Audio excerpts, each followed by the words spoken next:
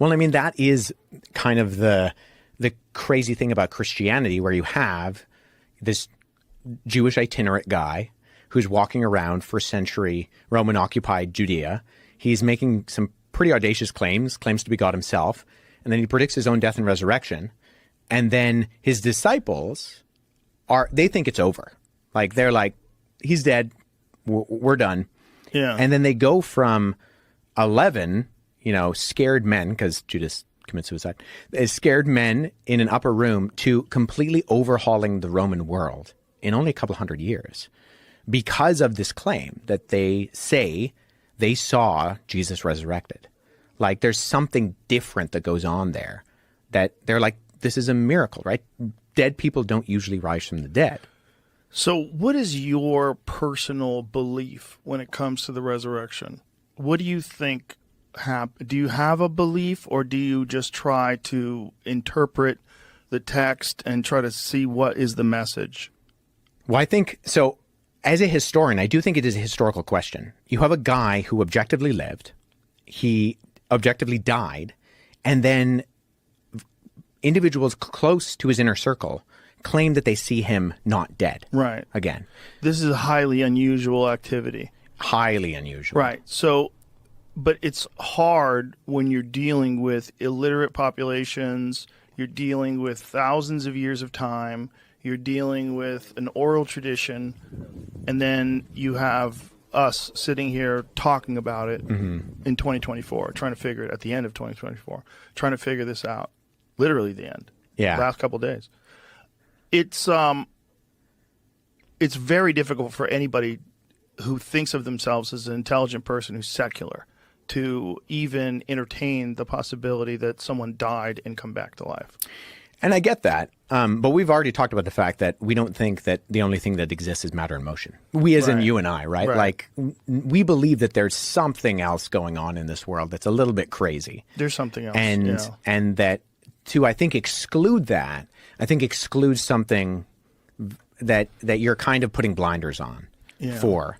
And you do have, I mean, you're right in terms of all of these ancient conventions and the ways that things were spread around. But the Gospels are written in the lifetime of the eyewitnesses. And they're written in this period of time where you have groups of individuals who could have fact-checked those things. So how do you fact-check someone coming back from the dead? Well, how many people saw his body, right? Well, Paul says that 400 people saw him all at once. 400 people saw the crucifixion? No, saw the resurrected Jesus. Yeah, 1 Corinthians 15, Paul says that Jesus appeared to the disciples, and then he appeared to 400 people all at once. I mean, if we read the Gospel of Luke and the Gospel of Luke and Acts, so same author wrote these both documents, he says that Jesus was walking around teaching them for 40 days after he was resurrected from the dead. And so these are written within a time period when you have people who would have seen Jesus's ministry, who were there, say, at something like the feeding of the 5,000, who could have been able to verify or debunk some of these things that are being said. And you go from a bunch of scared guys who, because Jesus wasn't the only messianic figure who arose and claimed to be the Messiah. Right. There were a number of individuals both prior to and after Jesus, but they die and the movement dies with them. Do you think it's possible that he didn't die? And do you think it's possible that they thought he was dead? Because that does happen. There was actually a case very recently where a guy was about to be harvested for organs. They thought he was dead, and this guy started moving again and came back to life. It's a very, very bizarre case because his family had been told that he was going to be harvested for organs. They were preparing for that. And this guy comes back. Yeah, I mean, we know a lot about Roman crucifixion. And we know brutal. that, and we know that they did their job well. Yeah. And so, in fact, if you look at, say, very skeptical biblical scholars, like non-believing, atheist, agnostic Christian scholars, they will say if we can know anything about Jesus, like they'll cast a doubt on a lot of the things that we read about in the Gospels in terms of the actual historical Jesus of Nazareth. They'll say one thing we can be sure of is that he died by crucifixion under Pontius Pilate. Because we have not just multiple attested documents that we refer to as the New Testament, but Roman and Greek and Jewish writers refer to that claim afterwards and talk about the fact that you have this guy, and it's mocked within earliest Christianity. So one of our earliest, in fact, not one of, the earliest depiction of Jesus on the cross is called the Alexamenos Graphido. And it's probably from the end of the first century.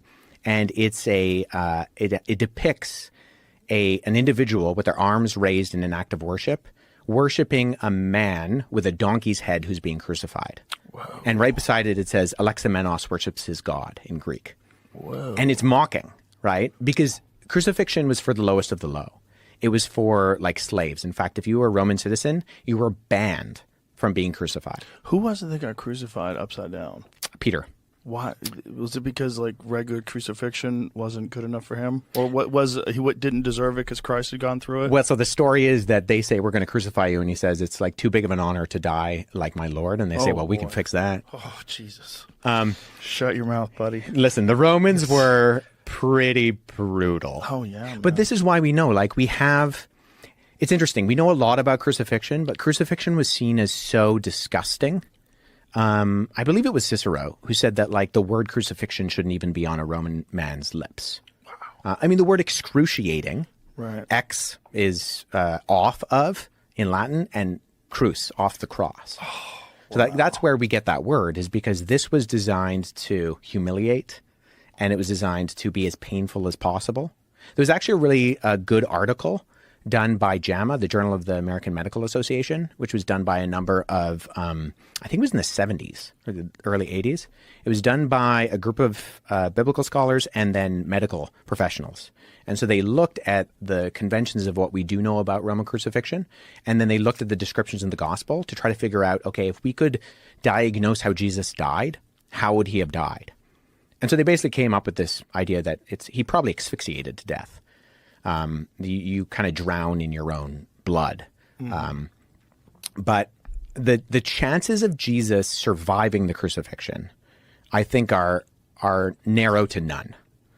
And the chance of him appearing 3 days later completely fine. I mean, if the first thing you do, if you survive a crucifixion and then you go and you find your disciples, the first thing you say is not, peace be with you. It's right. Get me to a hospital, right? Did they have them back then? No, not really. Also, are we entirely certain of their measurement of days? So this is an interesting question because of the differences between when the Gospel of John says Jesus died compared to the Synoptics, because John appears to be using the Roman convention of counting time, and the other Gospels, when they describe the timing, appear to be using the Jewish ones. And actually, if you correlate between the two, they match up pretty well. So the thing is, with Jews, any part of a day was considered a day. So 3 days and 3 nights becomes almost an idiom for any part of that day is the day. So if Jesus, and because they count evening and morning, evening to morning is the day, it's very possible that it wasn't like how we would think of 3 24-hour days, especially if he dies on Friday and wakes up on Sunday. So that would actually make it less time than more time. Yeah. It's not like he had recovery time.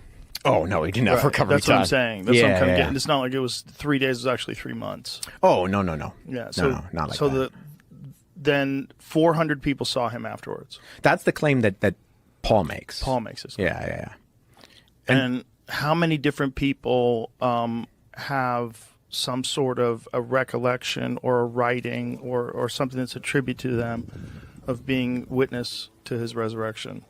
Well, you have Peter, Paul, Jude, James, and Matthew, Mark, and Luke. The thing with Matthew, Mark, and Luke is that Matthew and John are attributed to direct disciples of Jesus. Luke and Mark are not. So they are not eyewitnesses within the Jesus community. In fact, Luke prefaces his gospel by saying that. He's right up front about this. He's like, hey, I'm not an eyewitness. Don't confuse me with an eyewitness. But he actually uses conventional writing. What's the term I'm looking for? He uses writing conventions of the day that would fit within regular biography that was written within the Roman world. So you have a guy named Quintilian who is basically, I mentioned him before with the he's teaching people how to write, and he says that if you're going to write biography, you need to be interviewing eyewitnesses, and you can't be too far away from the event to be able to write these things. And Quintilian, Lucian, and Josephus, who are all these very prominent ancient biographers and writers of history, have a lot of crossover in the way they describe how you should write history with the words that Luke uses at the beginning of his gospel, where he says, I'm interviewing eyewitnesses and I'm writing up an orderly account. And so he's saying, I'm going to use these methods that are expected as good history of my day. I'm not an eyewitness, so I'm going to try to find the people who are eyewitnesses, and I'm going to try to encapsulate this within a document that communicates what is being written. So we have an account of the resurrection. Do we have an account of the denial of the resurrection? Is there an historical record of him just dying and this, like a refutal or a rebuttal rather to what they're saying? No, the only ones from the ancient world that deny his resurrection are groups that come on afterwards that sometimes are described as Gnostics, and they're not necessarily just denying it for the reasons we might think they were. They're denying it because they have incorporated ideas of pagan philosophy where they believe that the spiritual is good and the physical is bad. So if Jesus was crucified, let me back up. If Jesus is God, he cannot have a physical body.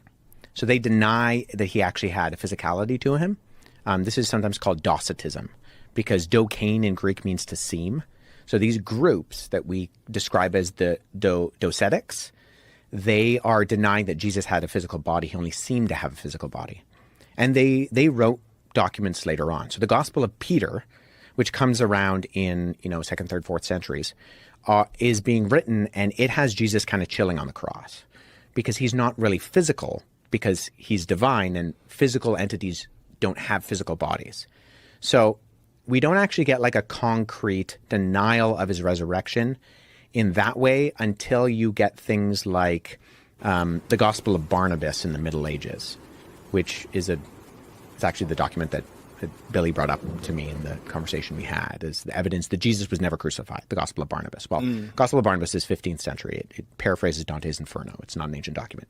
So, but in the ancient world, nobody really had that big of a problem with these kind of supernatural claims.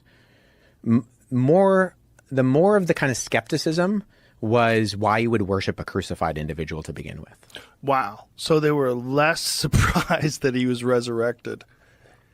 Or that you would worship a crucified like teacher was just seen as silly. Because it's so humiliating to be crucified. Yeah. Yeah. And that like a god would let himself go through this. Right. Like what are you talking about? In fact, the ancient world didn't really have a problem with supernatural events. There is an ancient writer who mocks Christianity, and he particularly mocks Christianity in saying that, of course, Jesus did miracles because Jesus had a childhood in Egypt. And he goes, all of those Egyptians are magicians anyways. So he just learned the magic when he was a child. So he actually confirms, incidentally, two things: that the narrative in the Gospels where it says that the Holy Family fled to Egypt during the reign of Herod, he corroborates that he actually thinks that happened and that Jesus did miracles. He just attributes the miracles to Jesus being a traveling magician anyways. And, anybody who lived in Egypt knows some magic. That is what's really fascinating, that the mindset of the people that lived back then was that whatever was going on in Egypt was so crazy that they had to be magicians. Yeah. Yeah, but everybody believed in supernatural events. Like, there's no such thing as like a secular work in the ancient world. Even Plutarch, who's one of the most famous biographers in the ancient world, he wrote 90 biographies, of which 60 still survive today. He was a priest of Apollo. So, like, he's already assuming that the gods exist, that crazy things are going to happen in the world. And so they didn't have a problem with people doing miracles or crazy things happening. Well, that's also why it's so interesting trying to put your mind into the context of people that lived back then when you try to interpret what these stories were all about, because they did believe in things that weren't real. So when they talk about this thing that we're supposed to believe is real, when you have all this evidence that they believe things that aren't true, Yeah. it's interesting, right? Because like you're now saying, yeah, but this one really was true. Right. Well, there's so many different things that they thought of and believed that weren't true. Yeah. If you enjoyed today's episode on JRE Plus, don't forget to give it a thumbs up and share your thoughts in the comments below. Thank you.